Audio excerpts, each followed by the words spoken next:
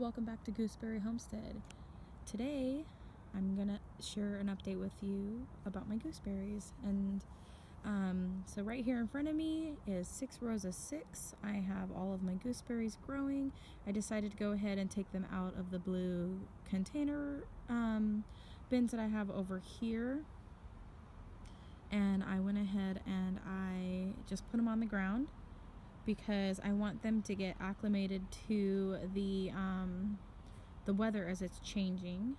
And so they are a cold weather crop or plant, and so they will do just fine in the pots, and they will come back in the spring.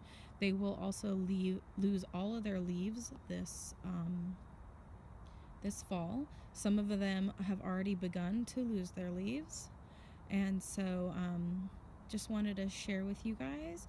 This is what I have ended up with out of all the gooseberries that I had planted. We got 6 rows of 6. You can do the math yourself. On my plant stand here, I have another 9 gooseberries. My fennel is gone to seed over here, and I have a ambrosia apple tree right here. At the top I've got goji berries and Spanish lavender, eyelash lavender, and so that's what I've got going on there. I do need to separate them, but I'm just gonna leave them and see how they do over the winter. So I'm just gonna leave that be. But yeah, so back to my gooseberries. I got 9 on here. These were those giant variety, which I do believe they came from the Caucasian region of Europe. From the reading I have done, they were like large gooseberries with some red blushing on them.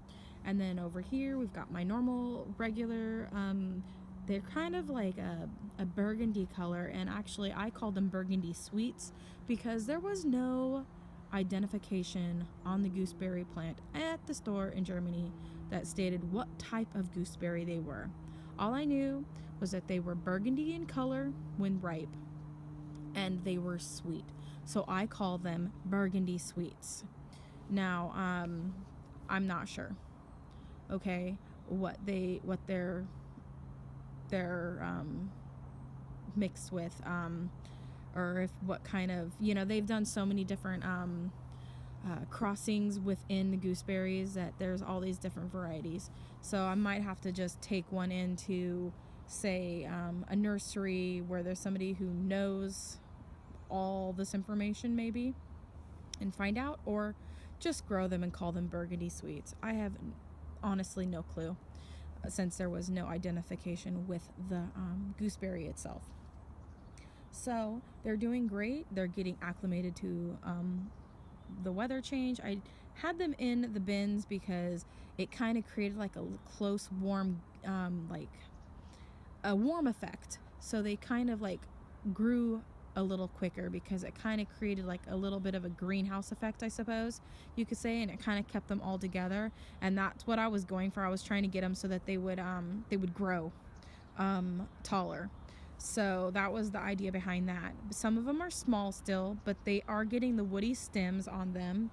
You can kind of see like a yellowy color in there, and then the top part is more green, and so that's the new growth. But they're going to do just fine. My gooseberry plant that I had in Germany was planted in a terracotta pot, and it was it was not a small pot. It was about the size of these pots over here, and it was decent. It was decent, but it wasn't a huge pot, and the ground would completely freeze with the gooseberry in the dirt, and we would have like a foot of snow covering everything. And you know what? The gooseberry came back the next season. So these are going to be just fine over the winter. I may possibly lose a couple of them over the winter, crossing my fingers that we don't. Right here next to my dandelion patch, I have my golden berries, aka Cape gooseberries. Now you can tell that they are ripe and ready to pick when the lanterns on them turn a yellow color, like this one here. I'm going to show you. But this one still has a little bit of green right here, so it's not quite ready. And it'll sound like paper when you rub the outside. and this one's almost ready, not quite. Oh, and it's starting to open at the bottom. So that's when you know it's getting close. And I'm hoping to get at least one jar of jam out of these, but the berries are very small. So next year I'm going to make sure I plant them in my big giant tote bins and have a lot of dirt for them. And then we'll see how many berries I can get off of them.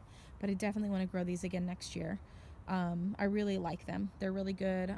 They have a lot of antioxidants in them and cancer fighting agents within the berry itself, and so I want to grow a whole bunch of these and have a nice jam that I can make with some organic sugar, unbleached, or however it is that they do it. And then right here are my last two gooseberries, my regular gooseberry right here, and then right here is our gooseberry hybrid.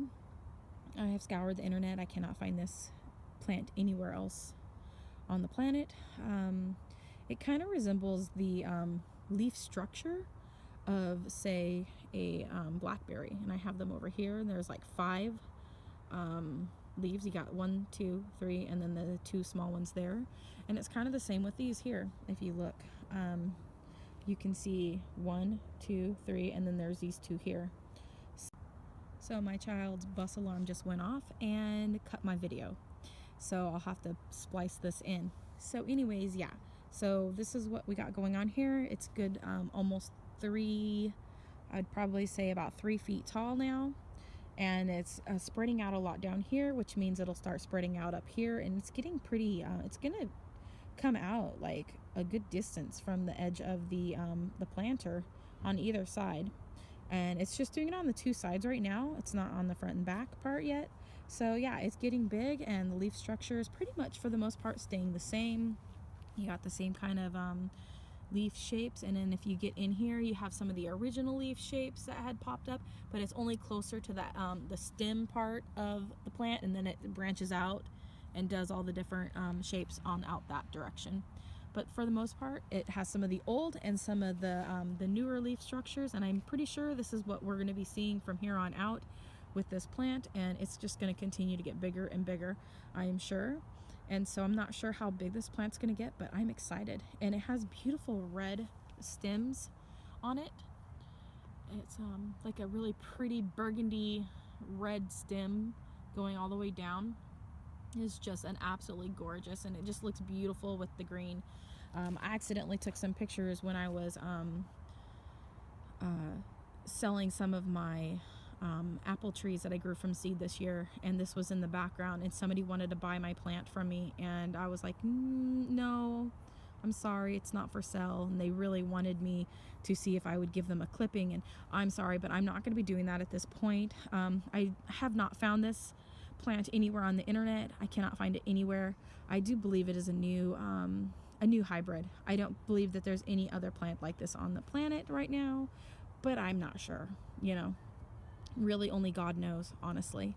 But it is mixed with a hybrid. It is mixed with not a hybrid, it's mixed with a gooseberry and a currant of some sort. It has to be within the ribes family, and I'm not sure which type of currant mixed with the gooseberry, and it is taking after the currant parent plant. So that's what we have here.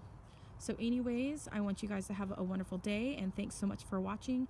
Like and subscribe to my channel, and click the bell if you want to see when I have new videos. Anyways, you guys have a wonderful day, and I will see you again very soon in another video. I have some ideas and thoughts that I want to talk about and share with you guys. Have a great day. Bye.